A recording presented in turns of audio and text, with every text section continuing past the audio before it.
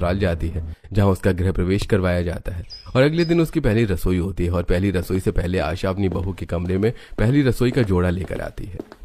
बहू, अब तुम इस घर की बहू हो और हमारे घर का रिवाज है कि सास के द्वारा दी गई ड्रेस पहनकर ही बहू अपनी पहली रसोई करती है। अब जल्दी से तैयार हो जाओ। वाह, ये साड़ी तो बहुत सुंदर है। सुंदर तो होगी ही ना बहू, स्पेशल तेरे पति ने खुद तेरे लिए जो डिजाइन करवाई है। अब जल्दी से पहन कर आ।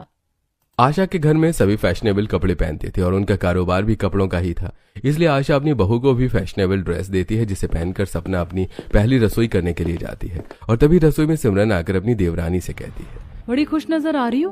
अगर खुश तो होगी, कहाँ तुम गरीब फटे पुराने कपड़े पहनने वाली जमीर घर की बहू बन गई और अब तुम भी हमारी तरह फैशनेबल कपड़े पहन पा रही हो। और हमारे परिवार की बदौलत पूरी शादी में तुम्हारा परिवार भी फैशनेबल ड्रेस पहन पाया।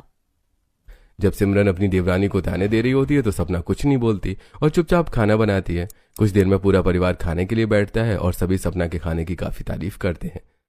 अरे वाह सपना, खाना तो तुमने बहुत अच्छा बनाया है। तुम्हें पता है, जब सिमरन की पहली रसोई थी तो भारी ड्रेस होने की वजह से वो अपनी पहली रसोई नहीं कर पाई थी, पर तुम तो सच में लाजवाब हो। सच में सपना, तुमने तो हम सबका दिल ही खुश कर दिया। ऐसे ही थोड़ी ना सपना को अपने घर की बहू के रूप में चुना है। देख लिया ना मेरी पसंद। हमने अगले महीने का सोचा है, पर सोच रहा हूँ कि इससे पहले मैं सपना को अपना कारोबार दिखा दूं। सपना, अगर तुम कुछ समझ आए तो तुम अपनी राय भी दे सकती हो। अब ये गरीब हमारा कारोबार देखेगी और अपनी राय देगी। देवर जी, थोड़ा तो सोच समझ कर बोलिए। हमेशा इन्होंने फटे कपड़ों को सिलकर पहना है, भला ये गरीब क्या ही राय दे पाएगी हमें। बहू, मैंने तुझे कितनी बार बोला अपनी जुबान को लगाम दिया कर। अमित, तू अपनी भाभी की बातों को दिल में मत लेना। आशा सिमरन को डांट कर चुप करवा देती है। कुछ देर में सभी लोग अपने अपने काम पर चले जाते हैं तो वहीं अमित भी अपनी बीवी को अपने ऑफिस ले जाता है, जहां वो उसे अपने कारीगर, एम्प्लॉइज, मैनेजर और पूरे स्टाफ से मिलवाता है। साथ ही वो अपने कपड़ों की फैक्ट्री में भी सपना को ले जाता है और कुछ ड्रेस देखकर सपना के दिमाग में एक आइडिया आता है और वो कारीगर से कहती है, काका, आपने बहुत अच्छी कारीगरी करी है, पर मेरे हिसाब से अगर हम किसी ब्लाउज का वी नेक देते हैं तो उसके किनारे अगर हम हल्की डिजाइन या एम्ब्रॉयडरी करें तो ज्यादा अच्छा लगेगा। मैं आपको बनाकर दिखाती हूँ मैं कैसा कह रही हूँ। ड्रेस को देखकर सपना के दिमाग में आइडिया आता है और वो उसी वक्त एक पेपर पेन लेकर कारीगर को गला डिजाइन बनाकर देती है। इस पर कुछ ऐसी कारीगरी करना, फिर देखना ये ड्रेस कितनी सुंदर लगती है। सपना, तुम्हारी पसंद तो सच में बहुत अलग है। वैसे मैं तुम्हें यहाँ अपने लिए कुछ ड्रेस पसंद करवाने के लिए लाया था। अगले महीने हमें हनीमून पर जाना है, तो तुम्हें जो भी वेस्टर्न ड्रेस पसंद है तुम पसंद कर लो। सच बताओ तो अमित, यहाँ रखी सारी ड्रेस बहुत सुंदर है, पर मुझे इनमें से कुछ भी पसंद नहीं आ रही। मेरी बचपन से सपना था कि मैं सिंपल, बाउंसी और कुछ अलग तरह की ड्रेस पहनूं। अगर मैं कुछ कपड़े डिजाइन करके बताऊं तो क्या यहाँ के कारीगर वैसी ड्रेस बना देंगे? हाँ सपना, तुम आराम से बैठकर कुछ ड्रेस डिजाइन कर लो, तुम्हारे लिए वैसी ड्रेस बन जाएगी। क्या सच में? आज मैं बहुत खुश हूँ। मुझे लगा था शादी के बाद मैं सिर्फ फैशनेबल ड्रेस पहन पाऊंगी, पर अब लग रहा है फैशनेबल ड्रेस बनाकर मैं अपने गरीब मायके वालों को भी फैशनेबल कपड़े पहना पाऊंगी। नेहा बहुत खुश होगी जब मैं उसके लिए फैशनेबल कपड़े लेकर जाऊंगी। ये सुनकर सपना काफी खुश होती है। कुछ देर में वो अपने पति के साथ घर आती है और कमरे में बैठकर पेपर, कलर, पेंसिल लेकर कुछ कपड़े डिजाइन करती है और अगले दिन सारे डिजाइन डिजाइनर को, कारीगर को देती है। मैडम, आप डिजाइनर हैं क्या? आपने तो बहुत अच्छी ड्रेस डिजाइन करी है और ऐसा एक भी कलेक्शन नहीं है हमारे शोरूम में, मॉल, फैक्ट्री और दुकान में। ये सबसे अलग और यूनिक है। हमेशा सिमरन मैडम को हमसे शिकायत रहती कि हम कुछ नया नहीं कर पाते। इस बार उन्हें हमारी ड्रेस से कोई शिकायत नहीं होगी। मैं कोई डिजाइनर नहीं हूँ, बचपन से ही डिजाइन करने का बहुत शौक रहा है। खाली समय में यही सब करती थी, पर पता नहीं था कि कभी ये काम आ जाएगा। सच में सपना, तुम्हारा जवाब नहीं। हनीमून आने के बाद मैं खुद तुम्हारी ड्रेस लॉन्च करूंगा। मुझे पूरी उम्मीद है तुम्हारी ड्रेस बहुत बिकेगी। फिलहाल हमारे हनीमून की कुछ ड्रेस तैयार कर दो, अभी तुम्हें हनीमून के बारे में सोचना चाहिए। ड्रेस का डिजाइन देखकर अमित और सपना घर आ जाते हैं। देखते ही देखते एक हफ्ता बीत जाता है और सपना की हनीमून ड्रेस बनकर घर आती है, जो ड्रेस पहनकर सपना सबके सामने आती है। भाभी, आप इस ड्रेस में गॉर्जियस लग रही हो। कहाँ से लिया आपने ये ड्रेस? क्योंकि ये ड्रेस हमारे शोरूम की तो नहीं है। काजल, मेरी तरह तुम्हें भी धक्का लगने वाला है। दिल थाम कर बैठ जाओ, क्योंकि ये ड्रेस हमारे शोरूम की है और इसे सपना ने खुद डिजाइन करवाया है। मैं नहीं मानती। जिस गरीब ने कभी अच्छे कपड़े नहीं देखे, वो इतनी अच्छी ड्रेस कैसे डिजाइन करवा सकती है? हाँ बहू, तो जैसी लड़कियां किसी भी चीज पर कभी विश्वास नहीं कर पाएंगी, पर मुझे अपनी बहू पर पूरा विश्वास है। वैसे कल तुम दोनों की फ्लाइट की टिकट है, जाकर तैयारी शुरू कर दो। हनीमून नहीं जाना क्या? जाना है माँ जी, और मैं सारी तैयारियां भी कर लूंगी, पर एक ड्रेस है जो मैं आप सबको दिखाना चाहती हूँ। मैं अभी पहन कर आती हूँ। सपना जल्दी से दूसरी ड्रेस पहनकर अपनी ससुराल वालों के सामने आती है। मेरी बहू को किसी की नजर ना लगे। बहू, तुझ पर तो सारी ड्रेस बहुत अच्छी लग रही है। अब बाहर जाकर बहुत मजे करना। अब जाकर पैकिंग शुरू कर दो। आशा के कहने पर सपना अपने पति के साथ कमरे में जाती है और अपनी कुछ महंगी फैशनेबल ड्रेस पैक कर लेती है। अगले दिन दोनों पति पत्नी हनीमून के लिए निकल जाते हैं। तो वहीं आज जब 1 महीने बाद सिमरन अपने शोरूम में जाती है तो उसकी नजर एक प्यारे से गाउन पर पड़ती है, जिसे देखकर वो अपनी स्टाफ से कहती है, ओह माय गॉड, ये ड्रेस कितनी प्यारी है। अब लग रहा है ना कि तुम लोग भी मेहनत कर रहे हो। वैसे ये ड्रेस अभी तक लॉन्च तो नहीं हुई है ना? अगर नहीं हुई तो इसे मैं खुद लॉन्च करूंगी। हाँ मैडम, क्यों नहीं, मैं अभी इसे बाहर निकलवा देती हूँ।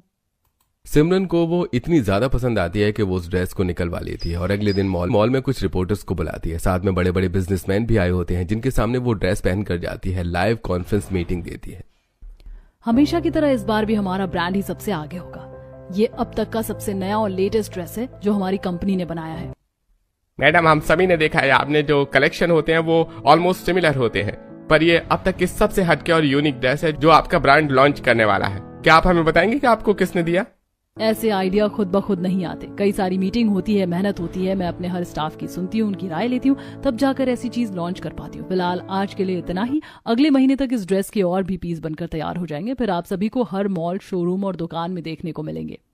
सिमरन का ये इंटरव्यू काफी अच्छा जाता है। कुछ ही दिनों में उसकी ड्रेस वायरल हो जाती है और 1 हफ्ते बाद जब सपना और अमित घर आते हैं तो सपना अपनी वायरल ड्रेस देखकर काफी खुश होती है और शोरूम से लेकर हर छोटी दुकान में उसकी ड्रेस बिक रही होती है। और तभी सिमरन इतराते हुए सपना को वो ड्रेस दिखाते हुए सभी परिवार के सामने बोलती है, ये लास्ट पीस बचा कर रखा है मैंने, तुम्हारे लिए स्पेशल रखा है। देख लो मेरा टैलेंट। इस ड्रेस को मैंने लॉन्च किया और बनाने वाली टीम मेरी है। मेरी टीम ने तो मेरी उम्मीद से भी ज्यादा बढ़कर काम किया है। भाभी, आपको कोई गलतफहमी हुई है। इस ड्रेस पर आपकी टीम ने नहीं बल्कि सपना ने मेहनत करी है। ये डिजाइन और ड्रेस सपना की है, आपकी टीम ने तो बस बनाया है क्योंकि मेरी टीम खाली नहीं थी। नहीं दीदी, मेरी ड्रेस वायरल नहीं, आपकी मेहनत वायरल हुई है। हर शोरूम, ऑफलाइन से लेकर ऑनलाइन तक, हर छोटी बड़ी दुकान में ये ड्रेस इसीलिए इतनी पसंद की जा रही है क्योंकि इसके पीछे आपने मेहनत करी। मैंने तो बस आइडिया दिया था, आपकी टीम ने मेहनत की, इस ड्रेस को बिल्कुल वैसे बनाया जैसे मैंने कहा। थोड़ी सी भी गलती नहीं की और आपने बहुत अच्छा इंटरव्यू दिया था इस ड्रेस को पहनकर। मैंने आपका लाइव इंटरव्यू देखा था। ये सब आपकी मेहनत का फल है। एक बात तो माननी पड़ेगी, अगर देवरानी के दिमाग में नए नए ड्रेस के आइडियाज आते हैं तो जिठानी उस ड्रेस को लॉन्च करना बहुत अच्छे से जानती है। सारी मेहनत सपना की होने के बाद भी सपना सारा क्रेडिट अपनी जिठानी को दे देती है, जिस वजह से सिमरन का मुंह बंद हो जाता है। और अगले दिन सिमरन देखती है कि सपना उसकी कुछ स्टाफ से बातें कर रही है। मैडम, पिछली बार जो आपने हमें आइडिया दिया था वो ड्रेस बहुत ज्यादा बिक रही है, आप वैसे ही कोई नया आइडिया दीजिए। हाँ, क्यों नहीं, मैं इसी के लिए तो आई हूँ। आज लग रहा है मुझे कि मेरा सपना पूरा हुआ है। तुम्हें पता है, जब मैं छोटी थी तो मैं खाली समय में ड्रेस डिजाइन करती थी और मैं सोचती थी कि मेरे पास कोई जादुई पेंसिल हो और मैं जो भी ड्रेस बनाऊं वो मेरे सामने आ जाए। पर शायद मेरा सपना कुछ इस तरह से पूरा होना था। सपना, अब जब तुम्हारा सपना पूरा हो रहा है तो क्यों ना हम दोनों मिल जाए, क्योंकि तुम्हारे जेठ जी ने एक बात तो बिल्कुल सही बोली। अगर तुम्हें ड्रेस को लेकर यूनिक आइडियाज आते हैं तो लॉन्च मैं करती हूँ। तुम मानोगी नहीं, पर हमारे शोरूम, मॉल, जितने भी ड्रेस हैं वो सारे मैंने ही लॉन्च किए और सक्सेसफुल भी हुए। अगर तुम चाहती हो कि तुम्हारी ड्रेस इसी तरह से लोगों में पसंद की जाए तो मेरा साथ देना पड़ेगा। इस तरह सिमरन के दिल से भी सपना को लेकर सारी कड़वाहट खत्म हो जाती है, जिसके बाद दोनों देवरानी जिठानी मिलकर काम करते हैं और उनकी कारोबार इसी तरह चलता है। और एक समय ऐसा आता है जब सपना के ससुराल वाले उसको भी अलग से उसका शोरूम खोल कर देते हैं और सपना अपने शोरूम का खुद उद्घाटन करती है।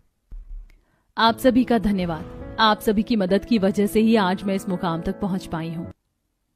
सबसे ज्यादा धन्यवाद तो तुम मेरा करो, क्योंकि तुम्हें आइडिया तो था ड्रेसों का, पर उसे पहनने का बिल्कुल भी सेंस नहीं था। एक बार तुम अपना ड्रेसिंग सेंस देखो, कितना चेंज आ गया है तुम में। हाँ दीदी, आपके बिना तो मैं कभी कुछ कर ही नहीं पाती। अरे, सारी बातें बाहर ही कर लोगे, अंदर चलकर पूजा भी करोगे। जब तक पूजा नहीं हो जाती शोरूम में काम कैसे शुरू होगा।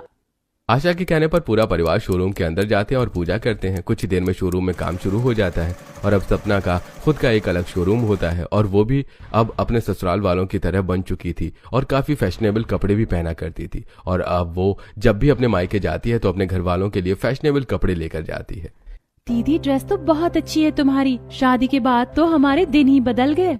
इतना बोलकर नेहा अपनी बहन के गले लग जाती है और अपने मायके वालों को खुश और अच्छे कपड़े पहनते देख सपना को काफी अच्छा लगता है कि आपको हमारी ये कहानी पसंद आई होगी। कृपया हमारे चैनल को सब्सक्राइब करें और सभी अपडेट्स के लिए बेल आइकन जरूर क्लिक करें। और हाँ, वीडियो लाइक और शेयर करना मत भूलिएगा। Bye bye.